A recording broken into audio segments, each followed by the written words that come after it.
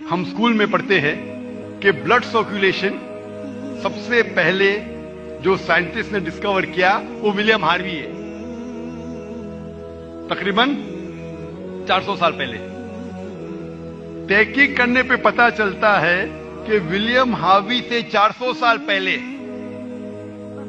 یعنی 800 سال پہلے آج سے، ابن نفیس سب سے پہلے انسان تھے جس نے بلڈ سرکولیشن کے بارے میں ذکر کیا۔ اور اللہ سبحانہ و تعالیٰ قرآن مجید میں سورہ نحل میں سورہ نمبر 16 آیت نمبر 66 میں بلڈ سرکولیشن کا ذکر کرتے ابن نفیس سے 600 سال پہلے، آج سے 1400 سال پہلے، ولیم ہاروی سے 1000 سال پہلے اور ابن نفیس سے 600 سال پہلے بلڈ سرکولیشن کا ذکر ہے قرآن مجید میں۔ آج ہم جانتے ہیں سائنس ترقی کرنے کے بعد کہ انسان جب کھانا کھاتا ہے تو کھانا پیٹ میں جاتا ہے، پیٹ سے جاتا ہے اتڑیوں میں، اتڑیوں سے خون کے ذریعے کئی اعضاؤں میں جاتا ہے، آرگنز میں جاتا ہے، انکلوڈنگ میموری گلینڈ، انکلوڈنگ چھاتی کے پستے میں، جہاں سے نکلتا ہے دودھ۔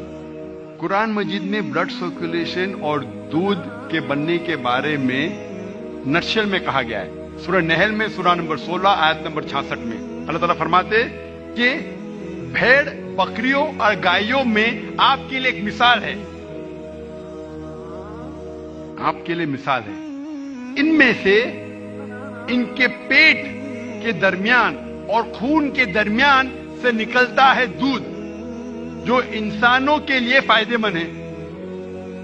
اس آیت میں اللہ تعالیٰ ذکر کر رہے ہیں blood circulation and production of ملک کے بارے میں۔ اس وقت ابن نفیس سب سے پہلے انسان تھے جس نے سمجھایا بلڈ سرکولیشن کے بارے میں۔ ہم اسکول میں جب ورلڈ میپ آف جیوگرافی ہم ڈرا کرتے اسکول میں، سب سے پہلے شخص جس نے دنیا کا نقشہ بنایا اس کا نام تھا الادروسی، سن 1154 میں، 1154 میں۔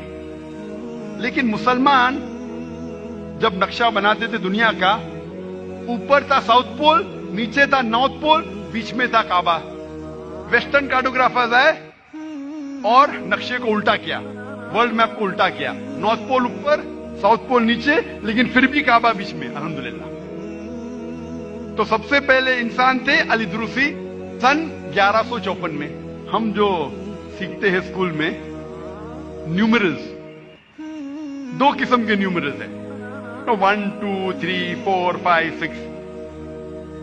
ایک قسم کے نیومرلز ہے رومن نیومرلز، ایک لکیر اوپر دو، پھر دوسری لکیر، جو بہت مشکل ہے لکھنا۔ ہم ہندوستانی لوگ نے ایجاز کے زیرو کو، عرب نے زیرو کو لیے اور ترقی کرنے کے بعد ڈیسیمل پوائنٹ ایڈ کیے اور دنیا کو دکھلایا عربک نیومرلز۔ جو 1 2 3 4 5 6 ہم پڑھتے ہیں اسے کہا جاتا ہے عربک نیومرلز، کیونکہ عربوں نے ایجاد کیا۔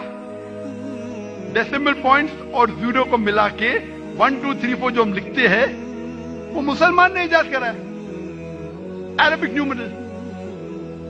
ہم جب میتھمیٹکس میں پڑھتے ہیں پائتھاگورس تھیورم کے بعد، پائتھاگورس تھیورم جو ہم پڑھتے ہیں اسکول میں، اس کا فارمولا ہے that the square of the hypotenuse is equal to the sum of the square of the other two sides of the triangle۔ Triangle کے اندر جو سب سے بڑا لائن ہے اس کا اسکوائر ایکول ہے باقی دو ٹرائنگل کے سائڈز کے اسکوائر کو جمع کرنے کے بعد۔ پائتھاگورس تھیورم کے بارے میں سیکھتے ہیں، لیکن اس تھیورم میں یہ نہیں ہم سیکھتے کہ پائتھاگورس تھیورم کو سب سے پہلے کس نے کہا تھا؟ الطوسی۔ الطوسی مسلمان تھا۔ میتھمیٹکس میں ہم سیکھتے ٹریگنومیٹری کے بارے میں۔ Who is the father of trigonometry? Trigonometry کے فادر ہے، ٹریگنومیٹری کے والد ہے البرونی، مسلمان۔ کتنے لوگ جانتے الکھندی کو؟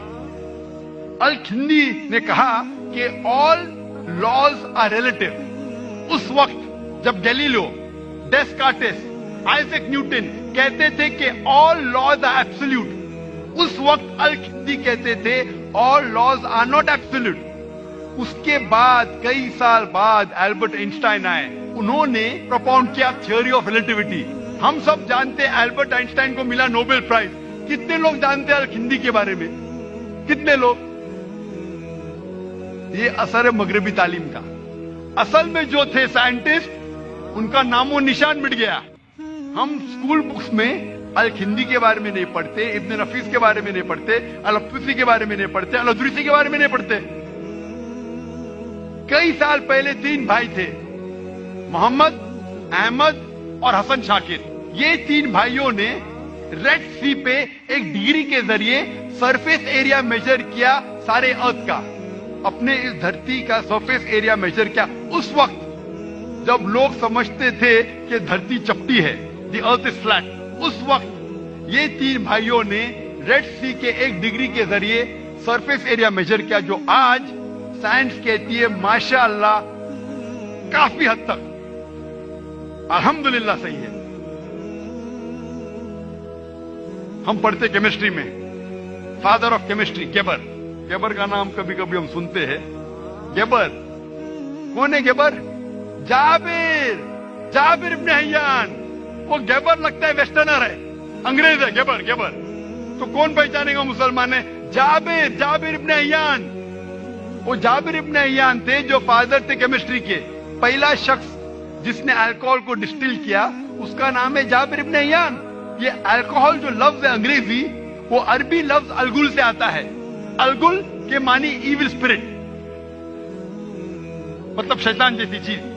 الگل سے لفظ آتا ہے الکوہل, عربی لفظ سے. گیبر ہماری کتاب میں گیبر لگتا ہے کہ کوئی انگریز سائنٹسٹ ہے. جابر ابن حیان. ہم جب تاریخ کی تحقیق کرتے ہیں, سائنٹیفک تاریخ کی, ہمیں پتا چلتا ہے کہ محمد زکریا رازی جو الحمدللہ میڈیسن کے میدان میں ماہر تھے, انہوں نے 2 کتاب لکھی, اسمال پاکس اور میزل پہ. ہم جب سائنٹیفک تاریخ تحقیق کرتے ہیں پتا چلتا ہے کہ علی ابن عباس نے 20 جلد لکھی تھی theory and practice of medicine کے بارے میں. اور آج کی سائنس کہتی ہے کہ ایک مشہور شخص تھے ایویسینا, جسے کہا جاتا تھا ایرسٹوٹل آف دا ایسٹ, جو بہت فیمس فلاسفر تھے, میتھمیٹیشین تھے. ایویسینا, اس کا اصل نام تھا علی ابن سینا.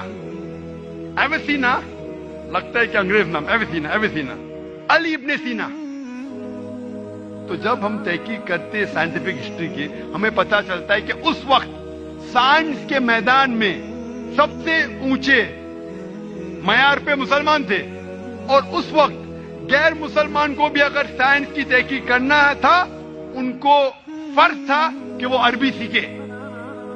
اگر سائنس کی تحقیق کرنا ہے اور اچھے معیار پہ پہنچنا, جس طریقے سے آج انگریزی اہم ہے, اس وقت سینکڑوں سال پہلے سائنس کے میدان میں ماہر بننے کے لیے آپ کو عربی سیکھنا فرض تھا.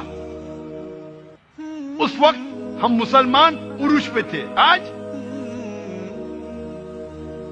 ہم نیچے. کیوں؟